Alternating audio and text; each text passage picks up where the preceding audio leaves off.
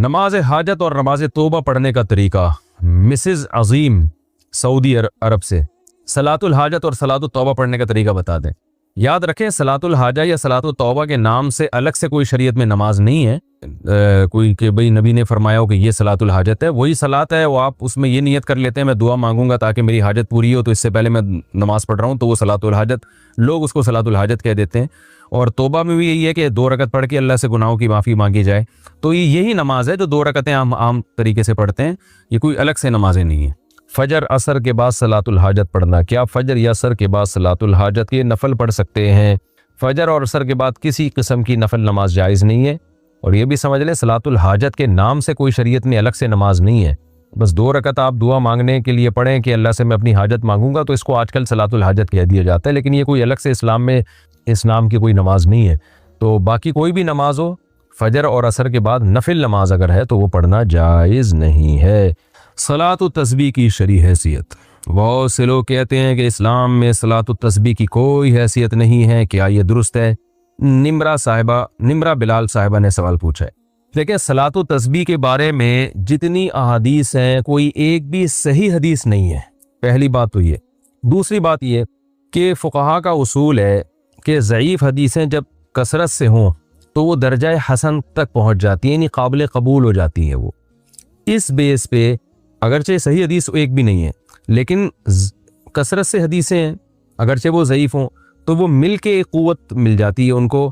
اس بیس پہ جمہور علماء کا یہی مذہب ہے، یہی ان کا قول ہے، یہی ان کا فتویٰ ہے کہ صلاۃ التسبیح کو بالکل کالعدم قرار دے دینا یہ درست نہیں ہے۔ اس نماز کی ایک حیثیت ہے، یہ سنت عمل ہے، کیونکہ ضعیف روایتوں کی کثرت کی بیس پہ جو ہے وہ فتویٰ یہ دیا جائے گا کہ یہ نماز ثابت ہے، اور وہ فضیلت جو اس کی حدیث میں آتی ہے وہ فضیلت ثابت ہے۔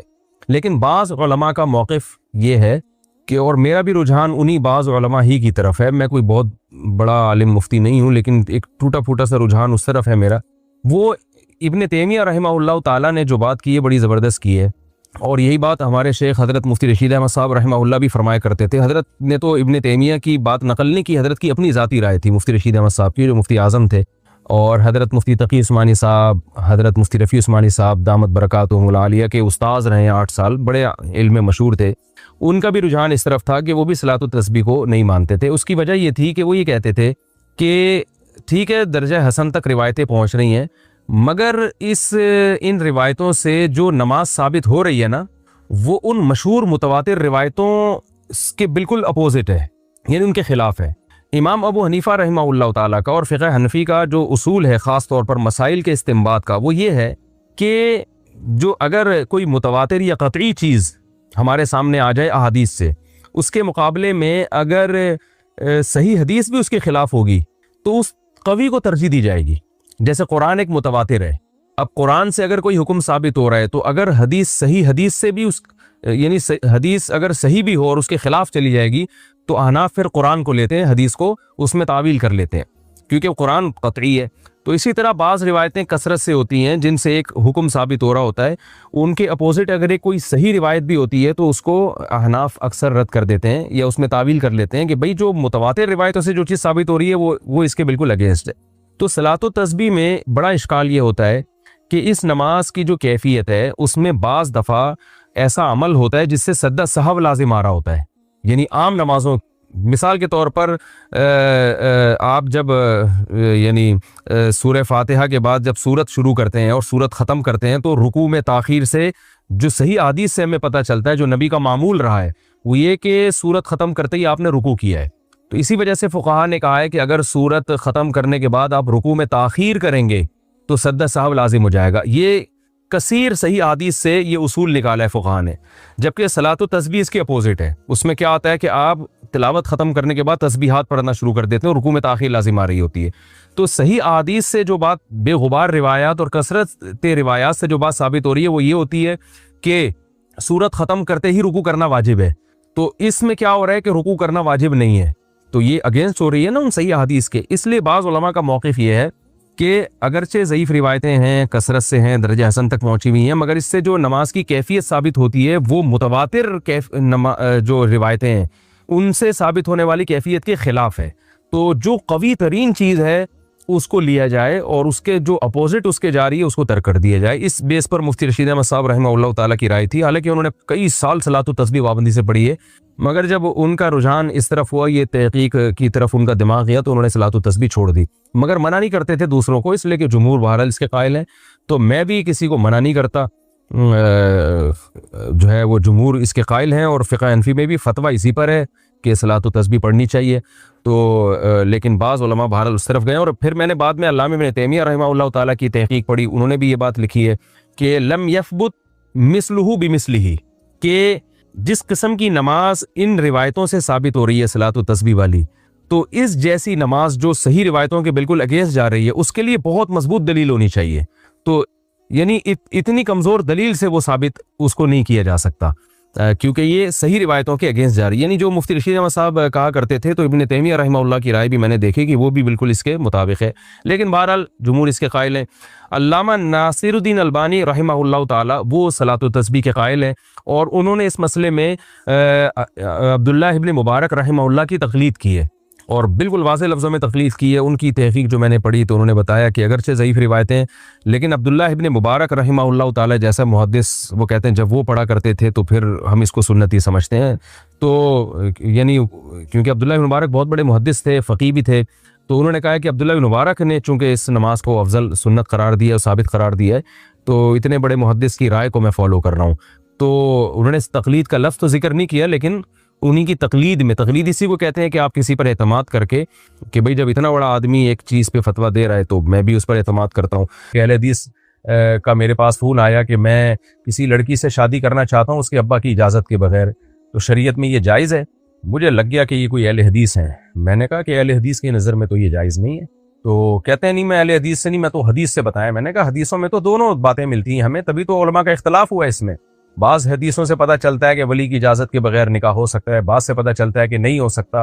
امام ابو حنیفہ نے ان حدیثوں کو لیا جس سے پتہ چل رہا ہے کہ ولی کی اجازت کے بغیر بھی نکاح ہو سکتا ہے، اور جن حدیثوں میں آتا ہے اجازت ضروری ہے اس میں تعویل کر دی انہوں نے.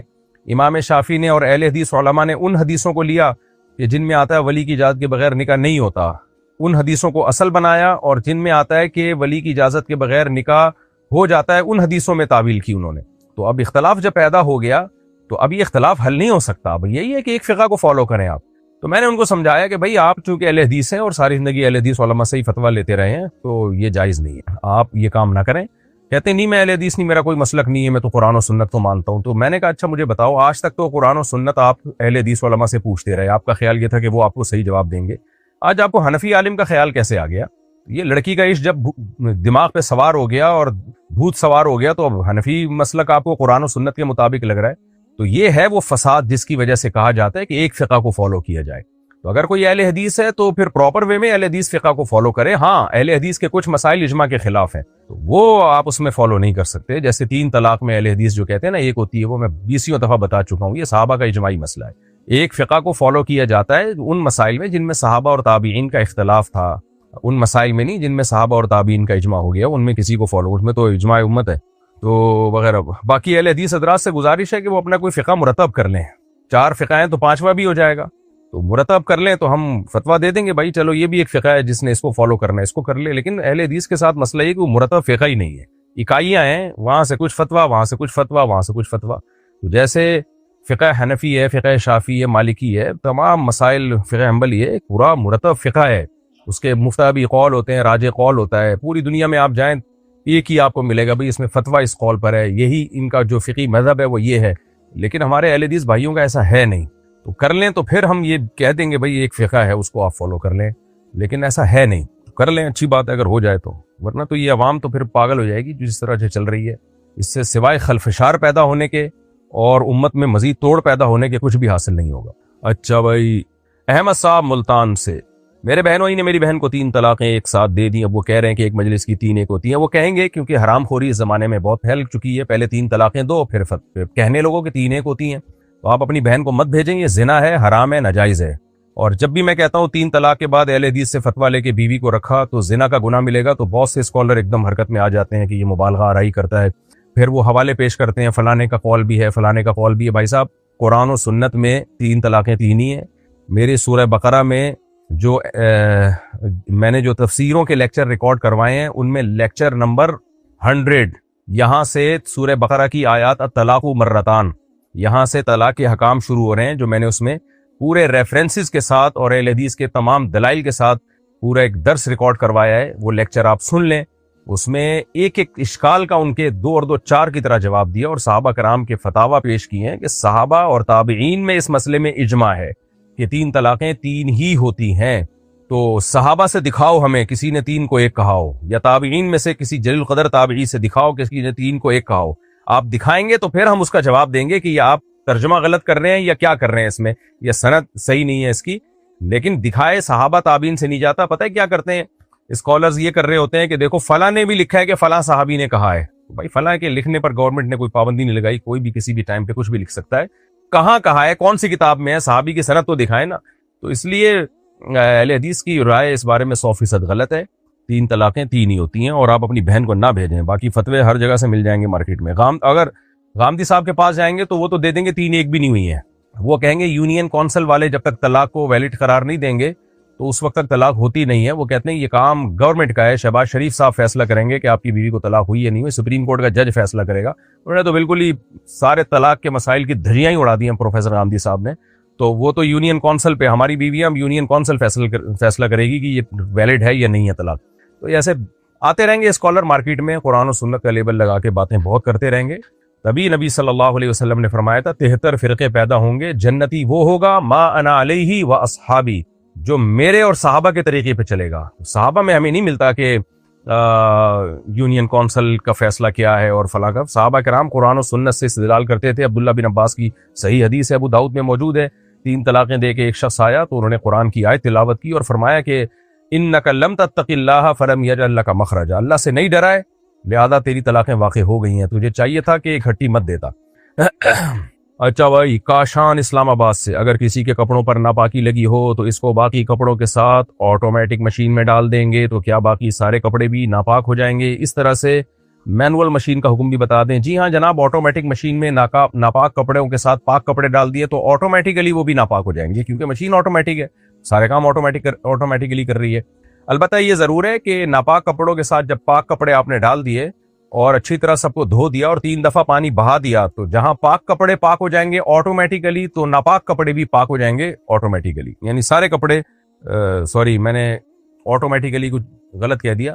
جہاں ناپاک کپڑے آٹومیٹیکلی پاک ہو جائیں گے تو وہ پاک کپڑے جو ناپاک ہوئے تھے وہ بھی آٹومیٹیکلی پاک ہو جائیں گے۔ کاشان صاحب اسلام آباد سے، مفتی صاحب اگر امام کی شلوار ٹخنوں سے نیچے ہو تو نماز کا کیا حکم ہے؟ اگر اس امام کے پیچھے نماز نہ ہو تو جو نمازیں پڑھ چکے ہیں اس کا کیا حکم ہے؟ صحیح حدیث ہے، نبی صلی اللہ علیہ وسلم نے فرمایا ان اللہ لا يقبل صلاة رجل مسبل ازارہ، جس شخص کی نماز یعنی جس شخص کا ازار شلوار بھی اسی میں داخل ہے جو ٹخنوں سے نیچے ہو تو اللہ اس کی نماز کو قبول نہیں کرتے۔ تو اس لیے آپ محبت کے ساتھ امام کو سمجھا دیں کہ خدا را ہماری نمازیں خراب نہ کریں، آپ کائنڈلی یہ شلوار ٹخنوں سے یا پینٹ ہے یا جو بھی چیز ہے اس کو فولڈ کر لیا کریں، اوپر کر لیا کریں۔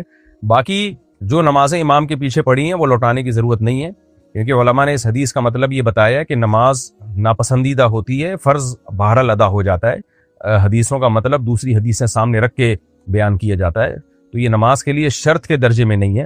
نبی نے جو یہ فرمایا کہ اللہ اس کی نماز قبول نہیں کرتے تو مطلب کامل ثواب نماز پہ نہیں ملتا۔ تو امام صاحب کو آپ بتا دیں کہ آپ یہ اوپر کر لیا کریں، کر لیں ٹھیک ہے، نہیں کریں تو اگر مسجد کمیٹی مضبوط ہے، امام کو ہٹا سکتی ہے اور کوئی فساد فتنے کا خطرہ نہیں ہے تو پھر دوسرا امام رکھ لیں جو شریعت کو فالو کرے، اور اگر فتنے فساد کا اندیشہ ہے تو پھر گزارا چلائیں اسی امام پر، مسجدوں میں جھگڑے پیدا نہ کریں اور جماعت کی نماز نہ چھوڑیں، مجبوراً اسی کے پیچھے نماز پڑھیں۔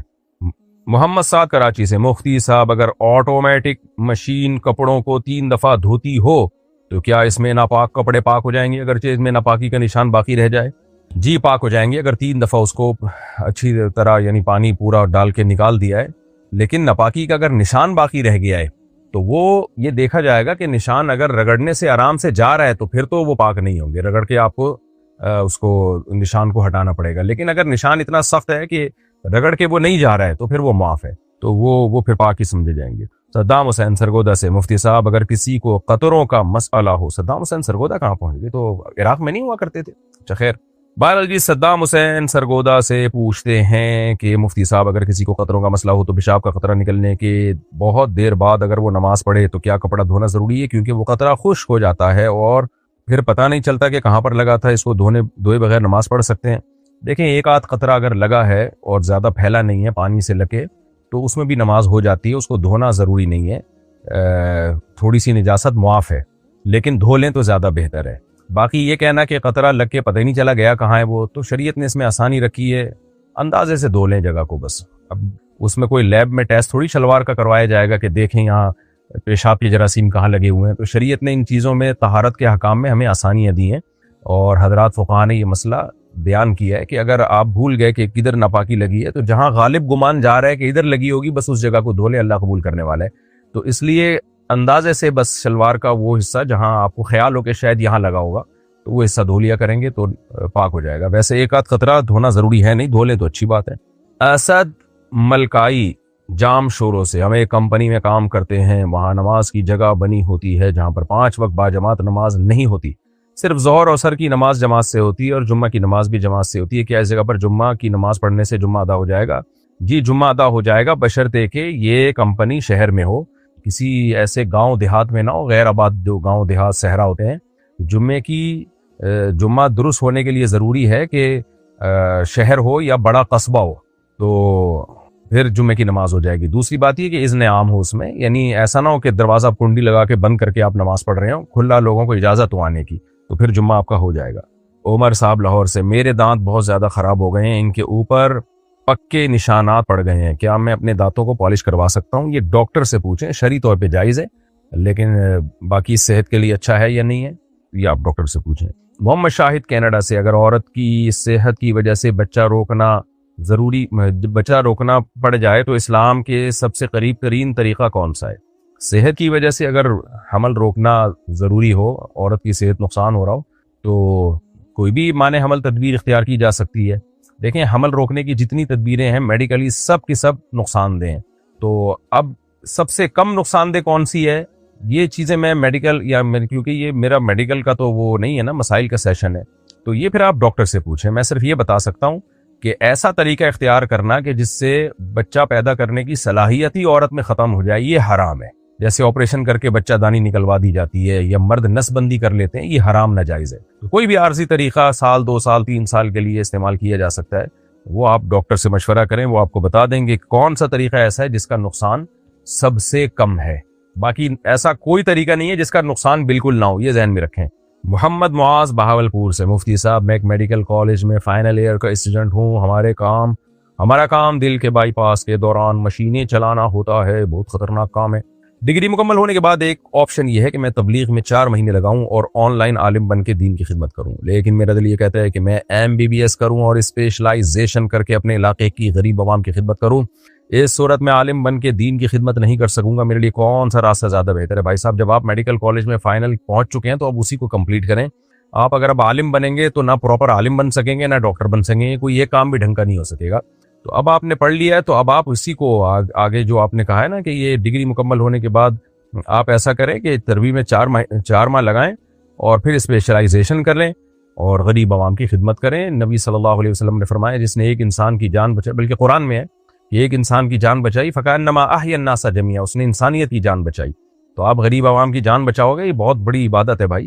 तो इसलिए अब एक ही फील्ड में आप महारत पैदा करें और जो ज़रूरी मसाइल हैं वो उलमा से पूछ लिया करें या ऑनलाइन शॉर्ट कोर्सेज कर लें। मेरे भी तफसीर के लेक्चर हैं, मुफ्ती तारिक मसूद स्पीचेस पे 500 से ज़्यादा लेक्चर हैं कुरान की तफसीर के, वो सुन लें तो बुनियादी उलूम इंशाल्लाह आपको हासिल हो जाएंगे। लेकिन अब एक फील्ड को आप फोकस करें जो मेडिकल साइंस है, तो अब उसी को प्रॉपर वे में उसी को फोकस करें। अली अहमद कोयटा से, मेरे एक मामू हैं जो मेरी अम्मी के माँ शरीक भाई हैं। मेरे एक मामू हैं कोयटा से, में एक मामू नहीं होते माशाल्लाह, वहाँ बरकत ख़ानदान बड़े होते हैं। पेशावर में, कोयटा में मामू भी होलसेल के हिसाब से, खालाएँ भी होलसेल, चच्चा भी होलसेल, बड़ा अच्छा निज़ाम लगता है। लेकिन खैर आपके सिर्फ एक मामू हैं, या वो वाले मामू होंगे जो इस टाइप के एक ही होंगे शायद, जो मेरी अम्मी के माँ शरीक भाई हैं। यानी अम्मी के माँ शरीक, यानी आपकी अम्मी के माँ शरीक भाई, क्या मतलब? यानी आपकी अम्मी के माँ शरीक भाई, अच्छा, यानी आपकी अम्मी के आपके मामू और आपकी अम्मी की अम्मी एक थी, अब्बू अलग अलग थे। میری امی اور ان کی والدہ ایک ہیں، ٹھیک ہو گیا، لیکن والد الگ الگ ہیں، تو کیا ان سے پردہ کرنا ضروری ہوگا؟ نہیں جناب، آپ کی امی کے ماں شریک بھائی ہوں یا باپ شریک بھائی ہوں یا ماں اور باپ دونوں شریک بھائی ہوں، سب محرم ہونے میں برابر ہوتے ہیں، تو اس لیے آپ پر یہ تو آپ آدمی ہیں تو آپ کیسے پردہ کریں گے؟ لیکن تو کیا ان سے پردہ کرنا، یہ تو اگر خاتون پوچھیں گی تو ان کا جواب یہ کہ پردہ کرنا ضروری نہیں ہے، یعنی امی کی جو ماں شریک بھائی ہوتے ہیں وہ بھی سگے ماموں ہی کہلاتے ہیں شریعت میں، یعنی محرم ہونے میں، تو وہ ان سے پردہ ضروری نہیں ہے۔ لیکن یہ علی احمد یہ یعنی خواتین پر پردہ ضروری ہے، خوب سمجھ لیں، پردہ مردوں کا سے متعلق نہیں ہے۔ عبد الرحمن بھائی اسلام آباد سے، اگر ایک آدمی فوت ہو جائے اور اس نے صرف ایک شادی شدہ بیٹی چھوڑی ہو اور اس کے بہن بھائی بھی زندہ ہوں تو میراث کسے ملے گی؟ سب کو ملے گی، لڑکی شادی شدہ ہو یا شادی شدہ نہ ہو، اس سے کوئی فرق میراث پہ نہیں پڑتا، میراث سب کو ملتی ہے، بہن بھائی جتنے بھی ہیں چاہے کنوارے ہیں یا میرڈ ہیں سب کو ملے گی۔ محمد عمران راول پنڈی سے، ایک اسکول ہے جو اپنے طلبہ کو ٹیسٹ فراہم کرتا ہے اور اگر کوئی باہر کا شخص خریدنا چاہے تو وہ خرید بھی سکتا ہے، ان کی پالیسی ہے کہ ان ٹیسٹس کو شیئر کرنا پالیسی کی خلاف ورزی ہے، مگر کچھ طلبہ وہ ٹیسٹ آگے شیئر کر دیتے ہیں، اگر ہم وہ ٹیسٹ استعمال کر لیں تاکہ اس کو پڑھ سکیں تو کیا یہ حرام ہے؟ مجھے سمجھ میں نہیں آیا، ٹیسٹ تو وہ ہوتا ہے، امتحان ہوتا ہے، وہ کیسے شیئر کر لیتے ہیں؟ تو اور دوسری بات یہ کہ فری میں جب وہ دے رہا ہے تو جو اسکول نے آپ سے معاہدہ کیا آپ اس کی پابندی کریں، اخلاقیات کا تقاضا یہ ہے، تو اس سے غلط ہے، اسکول کی پالیسیوں کے خلاف نہ چلا جائے۔ اچھا جی، ہمارا زمانہ قدیم سے، اس میں بھائی صاحب نے نام نہیں لکھا، ہمارا زمانہ قدیم سے بنجر زمین کا ٹکڑا تھا جس پر ایک شخص نے قبضہ کر کے کاشت کرنا شروع کر دی، قبضے کے 1 سال بعد پٹواری اور محکمہ مال کے پاس ہم نے ریکارڈ دیکھا تو وہ ہماری ملکیت نکلا، یعنی ریکارڈ میں ہمیشہ سے ہمارا تھا، اب عدالت اور قانون نے ہمیں ہمارے حق میں فیصلہ دیا ہے، قابض کاشتکار کا ریکارڈ میں کوئی حصہ نہیں، لیکن ہم نے ایک حدیث سنی ہے کہ اسلام میں جب مالک 3 سال تک کاشت نہیں کرتا تو اس سے زمین واپس لے لی جاتی ہے، تو قانون کے مطابق ہمیں زمین لے لینی چاہیے یا اسلام کے مطابق ہم اس زمین سے دستبردار ہو جائیں؟ آپ نے جو کچھ پڑھا ہے اس کا یہ مطلب نہیں ہے، آپ کی زمین ہے تو قیامت تک آپ ہی کی رہے گی، تو آپ نے کیس کر دیا، آپ زمین لے لیں، آپ کی ملکیت ہے وہ۔ معاذ احمد گجرانوالہ سے، میں لاہور کے مضافات سے دور یونیورسٹی کے ہاسٹل میں رہتا ہوں، گھر سے ہاسٹل تک کا سفر شرعی نہیں بنتا لیکن گھر سے لاہور تک کا سفر شرعی بن جاتا ہے، اگر یعنی 78 کلومیٹر، اگر گھر سے ارادہ کر کے آؤں کہ اس ہفتے لاہور کا چکر لگانا ہے تو کیا اس صورت میں ہاسٹل میں قصر نماز پڑھوں گا یا مکمل؟ سبحان اللہ، بڑی ٹائٹ باتیں پوچھنے لگے ہیں لوگ۔ یعنی یونیورسٹی کے ہاسٹل میں رہتا ہوں، دیکھیں اگر آپ کا ارادہ یونیورسٹی کے ہاسٹل میں جانے کا ہے تو پھر تو آپ قصر نہیں پڑیں گے، لیکن اگر آپ نے نیت پہلے سے لاہور کی ہوئی ہے کہ میں لاہور جاؤں گا، تو گھر سے نکلے لاہور کے ارادے سے، تو پھر آپ ہاسٹل میں جب جائیں گے تو آپ چونکہ شہر سے باہر نکل چکے ہیں تو آپ پھر قصر نماز پڑھیں گے، تو آپ کی نیت پر ہے کہ آپ کی نیت کیا ہے۔ رفیع اللہ بنو سے، مفتی صاحب میری منگنی کے 2 مہینے بعد مجھے آسیب کا مسئلہ ہو گیا، دل میں ہر وقت گھبراہٹ اور بے چینی رہتی تھی، میرے گھر والوں نے میری شادی کرا دی، شادی کے بعد بھی یہی کیفیت رہی، 2 سال بعد میں نے اپنی بیوی کو طلاق دے دی، میں ہر وقت اس کیفیت میں رہتا ہوں جیسے میرے اوپر نیند طاری ہے اور گھبراہٹ اور بے چینی رہتی ہے، تو کیا صورت میں اگر شادی نہ کروں تو مجھ پر کوئی گناہ ہوگا اور اس کا کوئی حل بتا دیں؟ ڈاکٹروں اور مولویوں کو دکھا چکا ہوں، کوئی فائدہ نہیں ہوگا۔ دیکھیے جو سائیکیٹرسٹ ہوتے ہیں، سائیکالوجسٹ ہوتے ہیں، ان کو دکھائیں آپ، دماغ کے کیمیکل بعض دفعہ 99% تو ایسا ہی ہوتا ہے، 1% ہوتا ہے کوئی جن ون کا کیس، تو کمزوری ہوتی ہے بعض دفعہ، تو میں نے دیکھا ہے بہت سارے مریض جو جن چڑیل بھوت آیا کرتے تھے ان کے اوپر بہت مشاہدے ہیں اس کے، تو جب ڈاکٹر کے پاس گئے تو ٹھیک ہو گئے، انہوں نے میڈیسن دی، دماغ کے کیمیکل آگے پیچھے ہوئے تھے، 2-3 تاریں وانے ہلی ہوئی تھی، انہوں نے اس کو سیٹ کر دیا، تو اس لیے آپ جائیں کسی اچھے ڈاکٹر کو دکھائیں، انشاءاللہ آپ ٹھیک ہو جائیں گے۔ باقی اپنے اوپر آیت الکرسی پڑھ کے رات کو سونے سے پہلے دم کر لیا کریں، سورہ فلق سورہ ناس پڑھ کے، اور کسی مولانا ادھر ادھر جانے کی ضرورت نہیں، عاملوں کے پاس، آپ کے خاندان میں کوئی نیک ہو، بزرگ ہو، یا آپ کے مسجد کا جو امام ہو، آپ کی جہاں آپ نماز پڑھتے ہیں، بس امام صاحب سے کہا کریں یہ بوتل پہ پانی دم کر کے دے دیں اور وہ پانی کے چھینٹے اپنے اوپر مار لیا کریں جب آپ کی طبیعت خراب ہو، اس سے زیادہ آگے جانے کی کوشش نہ کریں، باقی پراپر ڈاکٹر سے علاج کرائیں، انشاءاللہ ٹھیک ہو جائیں گے۔ باقی شادی نہ کرنے سے اگر کوئی گناہ کا خطرہ نہیں ہے تو مت کریں، یعنی نہ کریں شادی، ظاہر ہے لڑکی کی زندگی خراب ہوگی، اور اگر گناہ کا خطرہ ہے تو پھر شادی اگر کریں گے تو شادی تو واجب ہے، لیکن ظاہر ہے رشتہ دے گا کون آپ کو، تو اس میں پھر یہ ہے کہ جہاں بھی شادی کریں ان لڑکی والوں کو پہلے بتا دیں کہ بھئی میرے ساتھ یہ پرابلم ہے، تو بعض لڑکیاں بیچاری مجبور ہوتی ہیں تو وہ پھر کر لیں گی شادی آپ سے، بعض لوگوں کے مسئلہ ہوتا ہے کہ ٹھیک ہے بھئی بیچاری اتنی مجبور ہوتی ہیں، کوئی معذوری ہوتی ہے ان میں، اکنامیکلی ان کو تھوڑا سا تعاون چاہیے ہوتا ہے، تو ایسی لڑکیاں پھر کر لیتی ہیں. میں نے دیکھا ہے نابینا مردوں سے بھی لڑکیاں نکاح کر لیتی ہیں. جو مجبور ہیں وہ تو پھر مجبوری میں کرتی ہیں شادی. زنیرہ صاحبہ کراچی سے میرا سوال یہ ہے کہ موزوں پر مسح کرنے کا کیا حکم ہے, اور کیا بیماری یا بڑھاپے میں سردی کی وجہ سے جرابوں پر مسح کیا جا سکتا ہے؟ عام لوگوں کے لیے بھی اس بارے میں کیا حکم ہے؟ یہ جو عام موزے ہوتے ہیں جو ہم شوز میں پہنتے ہیں, ان موزوں پر مسح جائز نہیں ہے, کیونکہ ان میں پانی آرام سے یہ اتارے بغیر بھی آپ پاؤں پورا دھو سکتے ہیں. تو وہ موزے جو جوتوں کا آلٹرنیٹ تھے نبی صلی اللہ علیہ وسلم کے دور میں, جن کو خفین کہا جاتا تھا, اور ایک روایت میں انہی کو جورب سے تعبیر کیا گیا ہے, ان موزوں پر مسح جائز ہے, جن میں چاروں اماموں نے جس کی تفصیل بیان کی ہے, چاروں فقہ میں, حنفی, مالکی, شافعی, حنبلی. تو اب اس تفصیل میں جانے کی ضرورت نہیں ہے, وہ آپ کسی بھی دکان سے لے لیں کہ بھئی یہ وہ والے موزے جن پر مسح جائز ہوتا ہے وہ موزے دے دیں. آج کل آن لائن بھی مل رہے ہیں اور ہر دکان پہ میسر ہوتے ہیں, تو ایسے موزے آپ خرید لیں, تو وہ سب اس موزوں پر مسح کر سکتے ہیں. مسافر 3 دن 3 راتوں تک مسح کر سکتا ہے, اور جو مقیم ہے وہ یعنی 24 گھنٹے تک. تو 24 گھنٹے تک مسح کرنے کا مطلب یہ ہے کہ آپ نے جب وضو کیا اور پاؤں دھو لیے, تو پاؤں دھونے کے بعد آپ وہ موزے چڑھا لیں. اس کے بعد جب وضو ٹوٹے گا تو وہ ٹائم نوٹ کر لیں.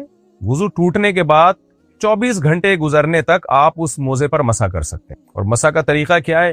دونوں ہاتھ گیلے کی اور پاؤں کی طرف انگلیاں رکھے, ایسے یوں کر کے اوپر لے آئے, بس ایسے یوں کیا تو وہ مسح ہو گیا آپ کا. اوپر کی جانب, نیچے کی جانب نہیں ہوتا مسح. تو 24 گھنٹے تک وہ مسح قائم رہے گا. 24 گھنٹے کے بعد آپ کو پھر موزے اتار کے پاؤں کو دھونا پڑے گا. یہ سب کے لیے جائز ہے. معاذ صاحب کراچی سے, ہم بعض اوقات آن لائن کوئی سبسکرپشن خریدتے ہیں جس میں کمپنیاں چند دنوں کا ٹرائل پیریڈ دیتی ہیں.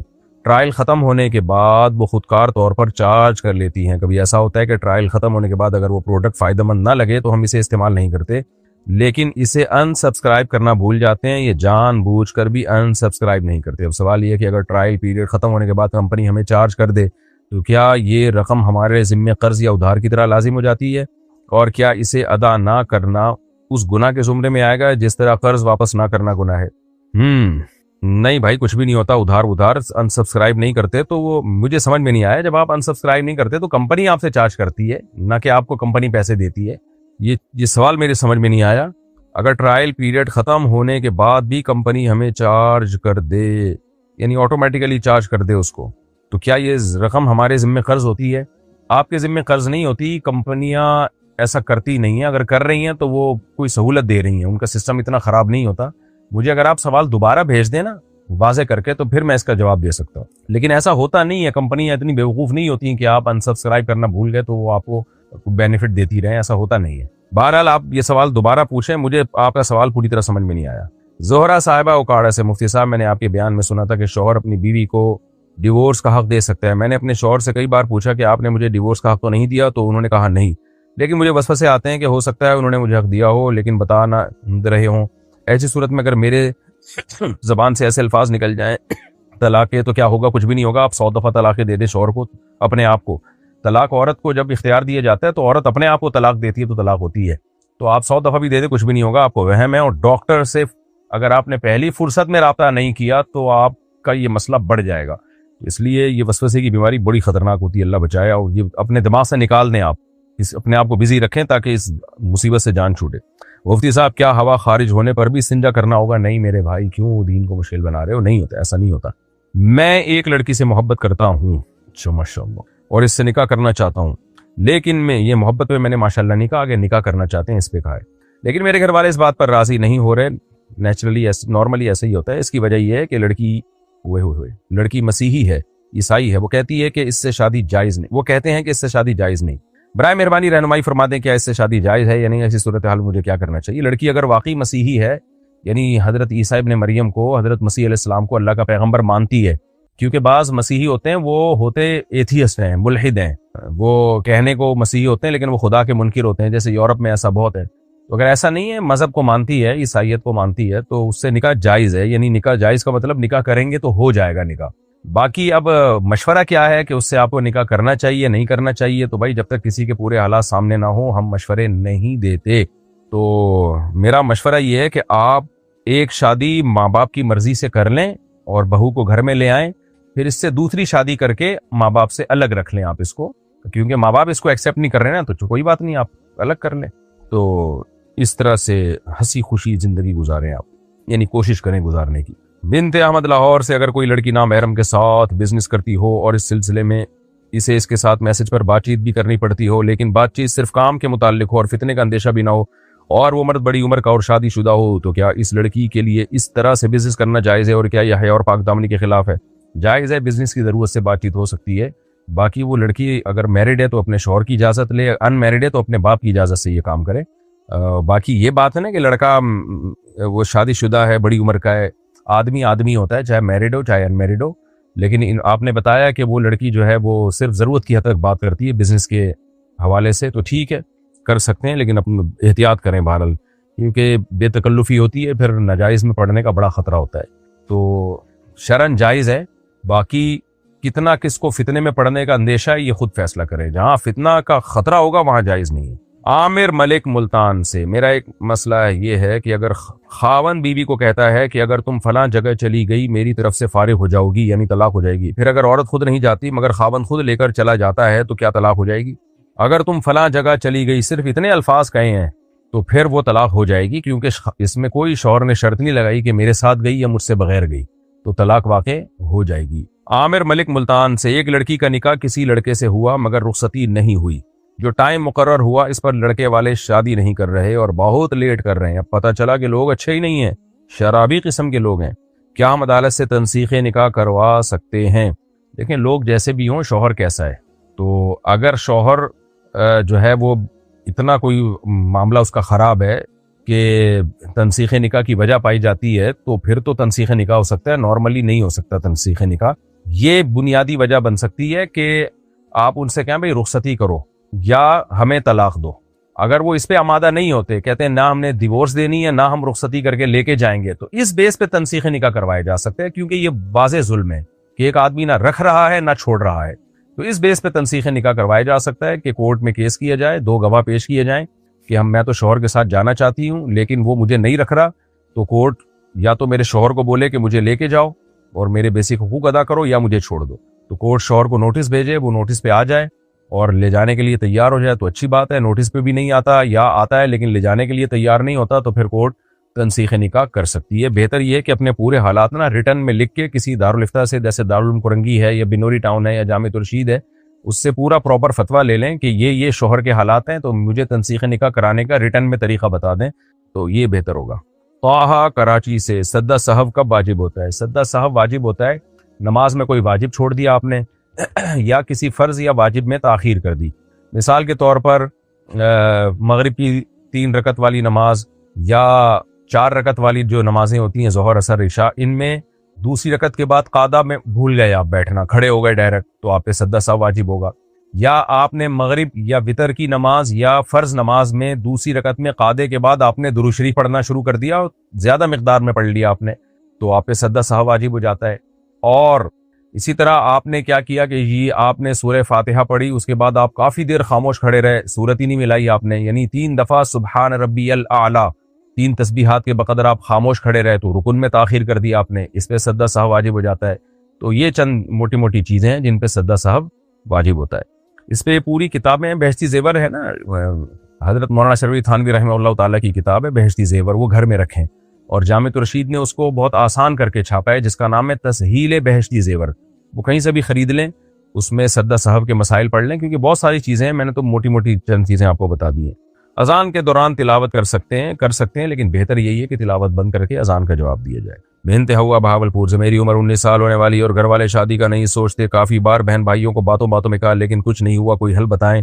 ناجائز ہے شادی کا نہ سوچنا، بچی کی بالغ ہو گئی ہے، بڑی ہو گئی ہے تو گناہ ہے۔ میں تو اب یہی کہ میں آپ کو اب گھر والوں سے بغاوت پہ تو نہیں کہہ سکتا، اس کے سائیڈ ایفیکٹ بہت زیادہ ہوتے ہیں، میں آپ کو آپ کے گھر والوں سے بغاوت کا تو نہیں کہہ سکتا، اس کے تو بہت سخت نقصانات ہوتے ہیں، لیکن اتنا پیغام آپ کے گھر والوں کو دے سکتا ہوں یا آپ جیسی بچیوں کے والدین کو کہ وہ سخت گناہ گار ہو رہے ہیں بچی کی شادی میں تاخیر کر کے، اور اس کے لیے شادی کے بارے میں سیریس نہ ہو کے۔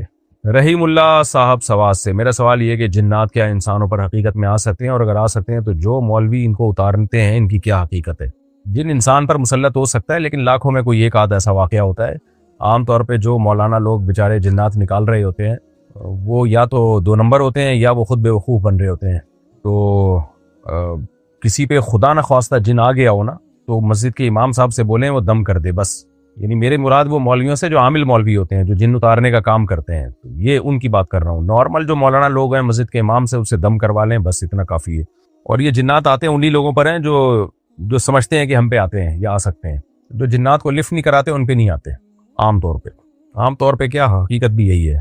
تو یہ میں نے نہیں دیکھا کہ یعنی ہم نے جنات انہی پہ دیکھیں جو تعویذ گنڈوں میں، فلیتوں میں اور پلیتوں میں لگے رہیں گے اور عاملوں کے پاس جائیں گے اور ان چیزوں پہ یقین رکھتے ہیں، زیادہ وہم رکھتے ہیں، انہی پہ زیادہ ہوتے ہیں۔ تو آپ جن کو اپنی کھوپڑی سے نکال دیں، انشاءاللہ جن آپ کو کچھ نہیں کہے گا۔ میری عمر 24 سال ہے، نابینا ہوں، کوئی روزگار نہیں ہے، کچھ نہیں کما سکتا، ہم شادی کس طرح کریں کیونکہ ہمارے اندر بھی خواہشات ہوتی ہیں، خود کو گناہ سے کیسے محفوظ رکھیں اور کس طرح سے نکاح کریں کیونکہ بغیر روزگار کوئی بھی نکاح نہیں کرتا۔ جو نابینا لوگ ہوتے ہیں، جیسے آپ نابینا ہیں، تو آپ کے والد کی ذمہ داری ہے کہ وہ اپنے خرچے پہ آپ کا نکاح کریں۔ میرے علم میں ایسے لوگ ہیں، معذور بیٹا لیکن اس میں شہوت تھی، تو اب کیا ہوا کہ باپ نے کسی بہت ہی غریب لڑکی سے اس کا نکاح کر دیا۔ بعض لڑکیاں اتنی بیچاری غریب ہوتی ہیں یا ان میں کوئی معذوری ہوتی ہے کہ ان لڑکیوں کے والدین کو پتا ہوتا ہے کہ ہماری بیٹی سے کوئی بھی شادی نہیں کرے گا، تو ایسی صورت میں وہ اس پہ راضی ہوتے ہیں بھائی کسی معذور سے شادی ہو جائے لیکن ہماری بچی کی کفالت ہو جائے۔ تو پھر اس معذور کے والد کی ذمہ داری ہوتی ہے کہ وہ اپنے جو ہے نا بیٹے کا اپنے خرچے پہ نکاح کرا دے، بہو کو پال لے۔ والد اگر غریب ہو تو بھائی مل کے تعاون کریں، یہ اللہ تعالیٰ نے رشتہ داروں کا ایک نظام بنایا ہے۔ تو آپ نابینا ہیں تو آپ کے والد، آپ کے بھائیوں کی، آپ کے رشتہ داروں کی ذمہ داری ہے کہ وہ آپ کے اپنے خرچے پہ آپ کی شادی بھی کریں اور آپ کا نان نفقہ بھی اٹھائیں۔ اگر نہیں کرتے وہ گناہگار ہوں گے، اس پہ خوب سمجھ لیں یہ۔ اور اگر پھر بھی کوئی نہیں کرتا، کمبخت رشتہ دار ہیں، ذرا بھی ان میں غیرت اور شرم نہیں ہے کہ ایک بھائی ہمارا یا ایک بیٹا میرا نابینا ہے تو میں کر لوں یا مل جل کے کر لیں، تو پھر آپ حکومت سے تعاون لیں۔ لیکن حکومت تو آپ کو پتہ ہے جب گٹر کے ڈھکن لگائے گی تو پھر نابیناؤں کے ساتھ تعاون کرے گی۔ لیکن حکومت کی پھر بہرحال ذمہ داری ہے، لوگوں کی ذمہ داری ہے، عوام کی ذمہ داری ہے کہ وہ ایسے شخص کے نکاح کا بھی انتظام کریں اور اس کی بیوی کے نان نفقے کا بھی انتظام کریں۔ حسان صاحب، مفتی صاحب، میں یونیورسٹی میں پڑھتا ہوں، یونیورسٹی میں مختلف پروجیکٹس ملتے ہیں جن میں گروپس بناتے ہیں، ان میں لڑکے لڑکیاں مکس گروپ بناتے ہیں، تو ایسے گروپ بنانا جائز ہے؟ کچھ یونیورسٹی میں لازمی ہوتا ہے گروپ میں لڑکے لڑکیاں دونوں ہوں اور کچھ میں لازمی نہیں ہوتا۔ گروپ بنانا جائز نہیں ہے لڑکے لڑکیوں کے ساتھ بیٹھ کے، اس کے بہت سخت فسادات ہیں، یہ حرام کاریاں آ رہی ہیں یورپ اور امریکہ سے، ان مغربی ملکوں سے، ان میں تو مذہب ہے ہی نہیں، تو وہی کلچر ہماری یونیورسٹیوں میں بھی۔ تو آپ اس سے اوائڈ کریں، دور رہیں اور آپ لڑکوں کے ساتھ بیٹھا کریں۔ ویسے بھی اس سے لڑکیوں میں بیٹھنے سے مردوں میں زنانہ پن بہت آتا ہے، مردانگی بھی ختم ہوتی ہے ان کی، لیڈیز پنا ہی آنا شروع ہو جاتا ہے۔ آدمیوں میں ہی اچھا لگتا ہے، زنانیوں میں بیٹھا ہوا برا لگتا ہے آدمی۔ تو مرد بنے، آدمی والے کام کریں، 4 بیویاں رکھیں، اس سے بولے میں 4 بیویاں بناؤں، یعنی شادیاں کروں گا، چاروں بیویوں کے بیچ میں بیٹھا کروں گا، ان بیویوں کے آپ شوہر ہو گئے، وہ دیکھنے میں بھی اچھے لوگو گے آپ۔ لیکن یہ جو بیٹھی ہوئی ہیں یونیورسٹی میں پھلجھڑیاں گھوم رہی ہیں چمک چھلو بن کے، ان سے آپ اپنے آپ کو دور رکھیں۔